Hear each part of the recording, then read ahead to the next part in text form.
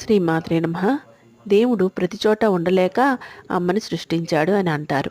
అది ఎంత నిజమో, ఆ మణిద్వీపంలో లలితాపరాభట్టారిక అమ్మవారు కూడా ప్రతి చోట అందరికీ అందుబాటులో ఉండాలని గ్రామదేవతలుగా వెలసింది.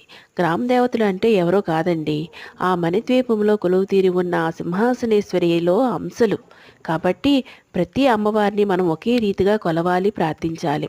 పేర్లు వేరు అయినా అందులో ఉండే అంశ ఒక్కటే. ప్రాంతాన్ని బట్టి పేరు పెట్టుకుంటారు. తల్లికి పండితులైతే దక్షిణాచారం, పామరులైతే వామాచారం చేస్తారండి. సాగంటి కోటేశ్వరరావు గారు చెప్పినట్లు గ్రామదేవత అనుజ్ఞ తీసుకొని పొరిమేర దాటాలి. అప్పుడే మనకి శుభం కలుగుతుంది, క్షేమంగా ఉంటాం. అలాగే మన ఇళ్లలో ఎటువంటి శుభకార్యాలైనా, కులదేవతల పండుగలు, ఆఖరికి దేవీ నవరాత్రులైనా ముందుగా గ్రామదేవతల ఆశీస్సులు తీసుకొని మొదలు పెట్టాలి. అప్పుడే అవి నిరాటంకంగా సాగుతాయి.